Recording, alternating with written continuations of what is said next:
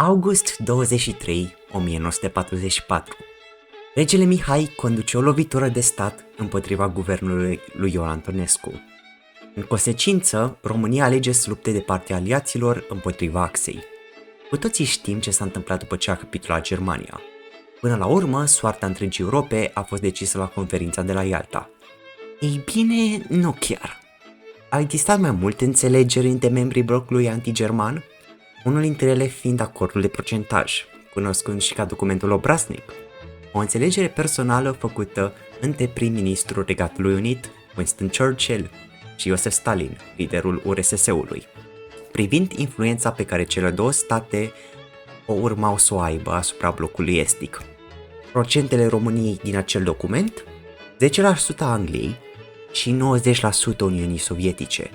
Știm ce a urmat după aceea, dar ne putem pune întrebarea, dacă România nu ar fi ajuns sub influența rușilor, ci sub influența vestică. Bine v-am găsit la Istorie Contrafactuală! Salut tuturor! Box aici! Și înainte să intrăm în subiectul ăsta, hai să discutăm despre ce s-a întâmplat în timpurile noastre. Păi, în urma întâlnirilor discutate mai devreme, România intră sub sfera de influență a URSS-ului. Așadar, comuniștii sunt ajutați să preia puterea de către aceștia și în cele din urmă, regele Mihai este forțat să abdice. Că de nou 1000 de studenți ar fi alunectat accidental în fața focului de mitralieră și complet prin coincidență în spatele acelor mitraliere ar fi fost fix guvernul comunist. Ulterior, Republica Populară Română este proclamată. Regimul a urmat să ia niște măsuri foarte dure. Una dintre ele era colectivizarea. Făcută după modelul sovietic, scopul principal era subordonarea țărănimii față de regimul comunist, creșterea producției agricole pentru a susține industrializarea rapidă și eliminarea cheaburilor. Ce era un cheabur? Un țăran înstărit considerat dușman al poporului, între ghilimele. Țăranii, bineînțeles, s-au revoltat super mult. S-au răsculat deseori începând din 49. Cele mai mari revolte au avut loc în nordul Moldovei, Transilvania, județul Vlașca și Vrancea, fiind reprimate violent de securitate, miliție și graniceri. Mii de persoane au fost ucise, arestate sau condamnate la pedepse grele și deportări, mai ales în Dobrogea și Bărăgan. Deportările din 49 și 51 au afectat peste 40.000 de persoane, care au fost relocate în condiții dure și persecutate politic, iar averile lor au fost confiscate. Citez: ultimul episod sângeros al colectivizării a avut loc în 1961 în comuna Vâlcele, județul Olt, unde 5 persoane au fost ucise, iar altele 25 au fost arestate și condamnate la un total de 84 de ani de închisoare. Pe lângă colectivizări, industrializarea forțală a fost o altă măsură luată de comuniști. S-au implementat planuri de 5 ani, uzine și fabrici noi au fost deschise prin acorduri economice, precum sovromurile. URSS-ul putea atunci să exploateze România cât dorea, atâta timp cât ea ajuta economia sovietică. Bunurile și serviciile oferite de acestea erau deseori de calitate extrem de slabă. Doar compar o Dacia 1300 cu echivalentele sale vestice din perioada aceea. De asemenea, țin să menționez faptul că asta a dus și la mutarea multor oameni de la țară, din diverse regiuni, la oraș. Deși nu chiar ca în Polonia, asta a dus la o uniformizare anume a României, afectând multe aspecte culturale speciale pe care fiecare regiune le avea. Pe lângă asta, mai ales în sudul României, multe clădiri cu importanță istorică au fost distruse pentru a face loc miilor de muncitori ce vreau să se mute acolo.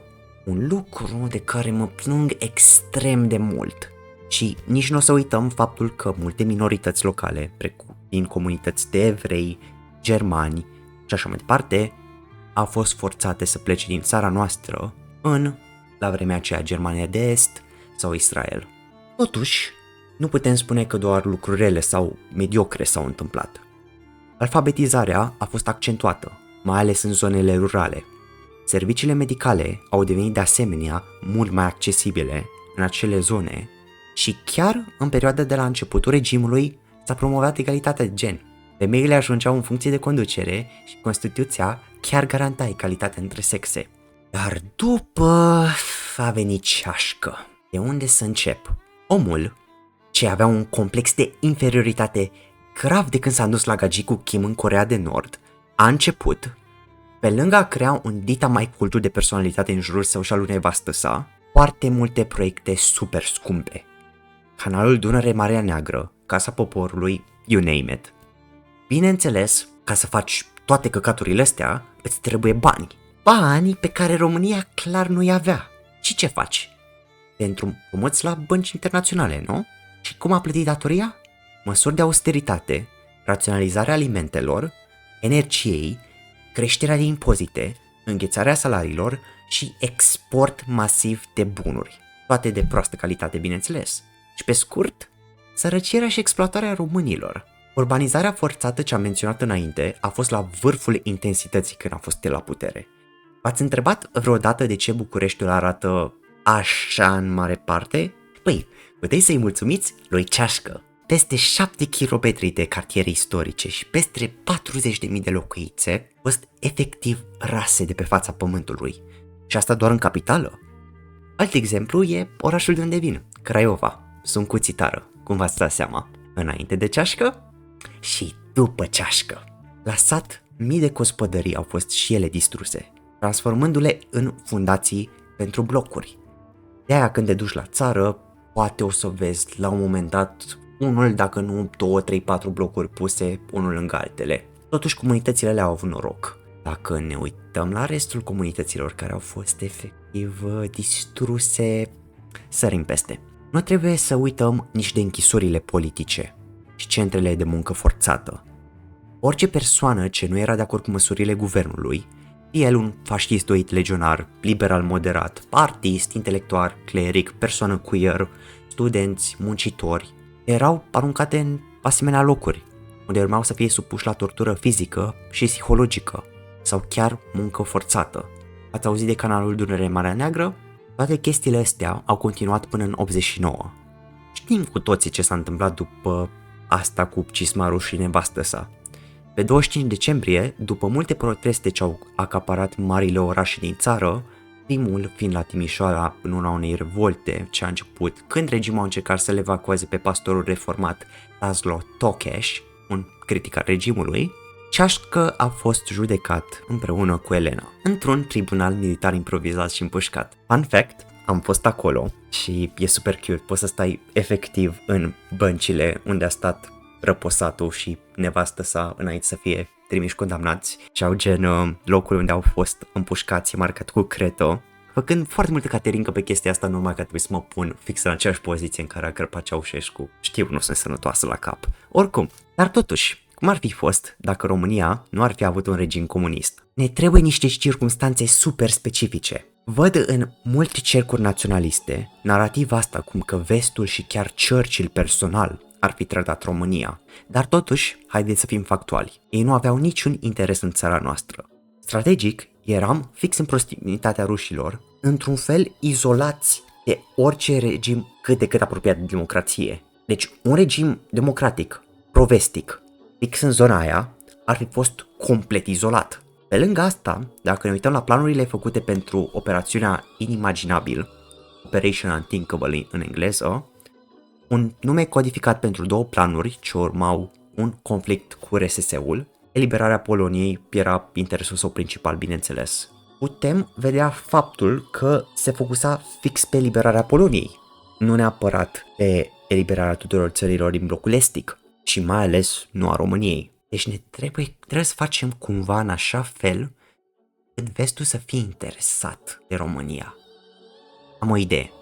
Sau mai bine spus, o prietenă foarte bună de-a mea a venit cu o idee super bună.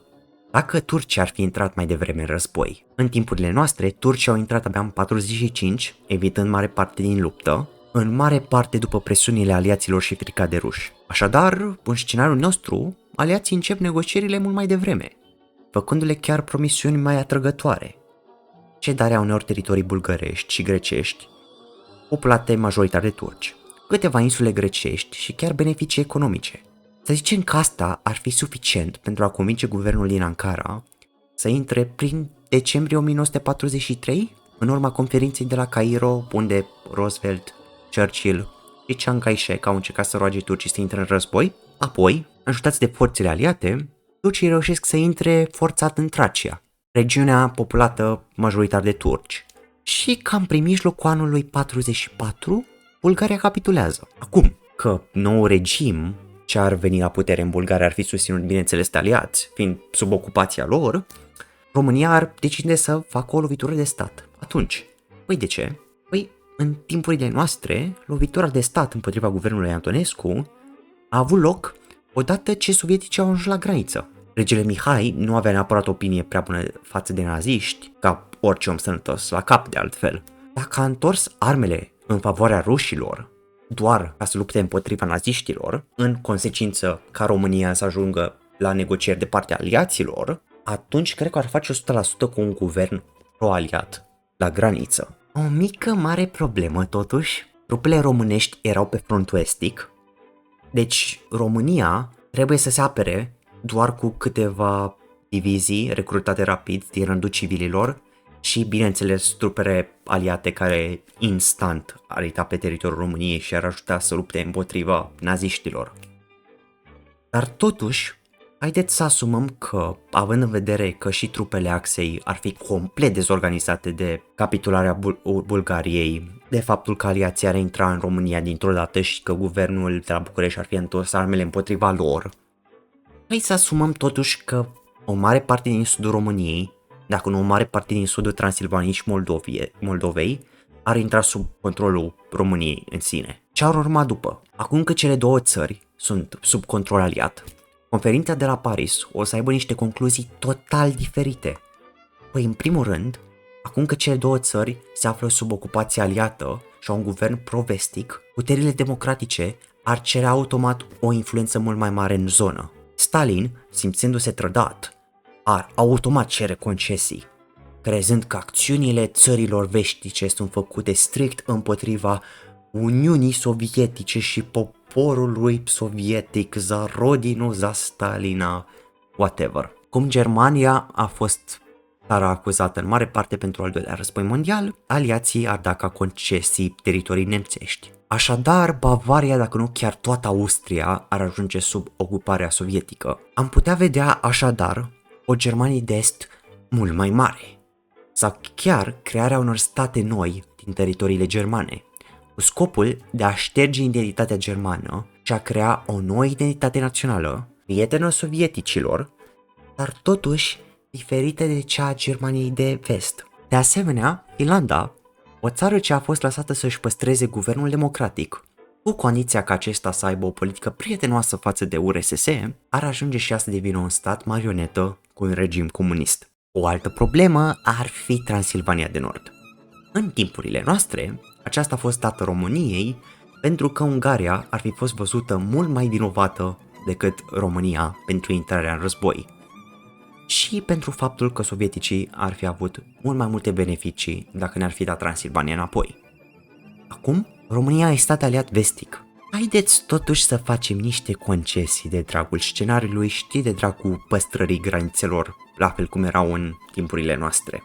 Să zicem că România primește înapoi Transilvania de Nord, dar Armata Roșie are o prezență și influență mult mai mare pentru o anumită durată de timp. Poate, nu știu, un control asupra unor zone importante minier și așa mai departe. În urma asemnării tratatelor de pace, am avea o Uniune Sovietică mult mai agresivă pe plan extern. Narativa în URSS ar fi că vestul ar fi trădat poporul sovietic, deși a luptat din greu împotriva jugului nazist. Așadar, acțiunile sale în conflictele internaționale și intervenția sa pe plan extern ar fi mult mai mare și mult mai agresivă decât în timpurile noastre. Dar totuși, acum, NATO o să aibă o graniță directă cu rușii la Prut. Și destul de convenabil, hai să spunem decât că s-ar nimeri Moscova în raza de tragere a unor chestii care s-ar putea să se numească bombe nucleare. Zic și eu așa, contrafactual. Deci, până la urmă, ajungem la scopul videoului. Cum ar afecta România după toate evenimentele astea? Haideți să ne uităm pe asta din mai multe planuri. Păi, o perioadă, bineînțeles, am avea guvern militar, ca după să fie organizate alegeri. Totuși, nu ar fi total alegeri libere. Dacă ne uităm de exemplu la Italia în 48, CIA-ul a făcut tot posibilul ca orice partid ce este câtuși de puțin antivestic să nu câștige. Deci am putea vedea un potențial guvern PNL, dacă nu o coaliție între PNL și PNC, Partidul Național Țărănist de atunci, actualul PNSCD. Am devenit o monarhie constituțională sub un regim liberal de dreapta. Poate alte partide ar fi ajuns să devină și ele destul de populare, dar, considerând faptul că sovieticii ar fi văzuți ca inamicul numărul 1 al României, orice mișcare politică văzută câtuși de puțin apropiată comuniștilor ar fi suprimată de serviciile secrete și poliție. Trebuie să trecem așadar și la cum ar fi arătat țara pe plan social. România era în mare parte o țară agrară și rurală. Cultura locală și satul românesc nu ar fi fost terorizate ca într-un regim comunist. Și am putea spune că, având în vedere că guvernul comunist nu ar fi suprimat activitățile culturale și artistice, în sine cultura română ar fi rămas intactă, dacă nu ar fi evoluat mai mult. Diferențele regionale, care au fost destul de stopate în urma urbanizării și relocării populației, ar fi fost și ele mult mai clare, iar multe comunități minoritare, precum evreii și germanii, ar fi fost deportate din România și ar fi rămas ca comunități autentice pe teritoriul nostru. Multe clădiri istorice și sate ar fi lăsate în pace și ar fi supraviețuit până în zilele noastre, dacă nu ar fi fost chiar reconstruite ca lumea după cutremurul din 77. Totuși, nu ar fi doar Sunshine and Rainbows, bineînțeles. O mare parte din teritoriile germane și cam toată Ungaria ar fi sub comuniști. Orice fel de mișcare de emancipare a acestor comunități, prin care ar cere mai multe drepturi, bineînțeles, ar fi automat oprită de guvern, cu scuza că aceștia ar fi colaboratori sovietici. De asemenea, emanciparea femeilor ar fi venit mult mai târziu, când duce chiar la mișcări feministe similare cu cele din vest pe teritoriul României.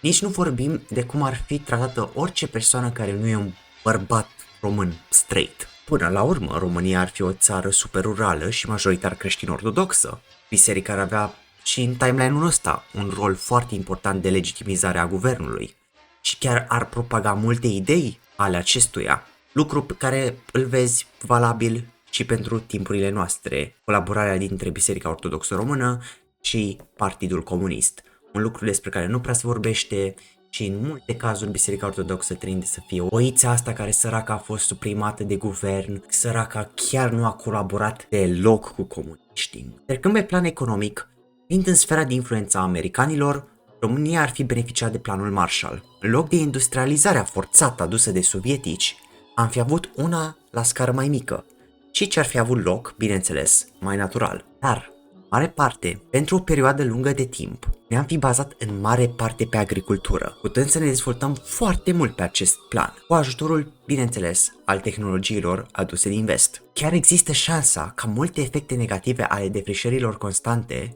și abuzării solului făcute în timpul comunismului să nu fie chiar atât de grave în timpurile moderne. Multe companii străine ar deschide de asemenea afaceri în România, dacă nu românii ar deschide afaceri mici și mari și ar putea supraviețui până în anul curent. Vedeți orice restaurant vechi din Italia cu o tradiție de câteva sute de ani. De asemenea, având în vedere proximitatea noastră față de ruși, ar deschide chiar fabrici de armament și ar produce echipament militar cu licențe primite chiar din străinătate. Pe lângă asta, multe trupe străine ar fi staționate la noi, granița dintre noi și pactul de la Varșovia putând fi una din cele mai militarizate granițe de pe pământ. Chiar militar, probabil, am fi urmat vestul în orice conflict și am avea veterani români din diverse conflicte internaționale. În vremurile moderne, situația s-a schimbat totuși. La un moment dat, Uniunea Sovietică va pica. E puțin mai devreme, considerând politica sa externă super agresivă. Așadar, având în vedere guvernarea constantă a partidelor de dreapta, se putea avea o ascensiune a partidelor de stânga. Și prin stânga, mă refer la stânga, politici verzi, drepturi sociale, măsuri economice intervenționiste și echitate socială. Cam ce vezi în vest la un partid de centru-stânga-stânga? Nu populismul adus de PSD. Nesurprinzător, am fi mult mai avansați la nivel social. Am vedea la un moment dat emanciparea femeilor și minorităților. drepturile lor fiind chiar recunoscute legal, deși ceva mai târziu la femei, dar totuși mult mai devreme la minoritățile etnice și sexuale. Am fi integrați de asemenea în economia globală, mult mai devreme, deci am fi un bastion economic destul de important în zonă.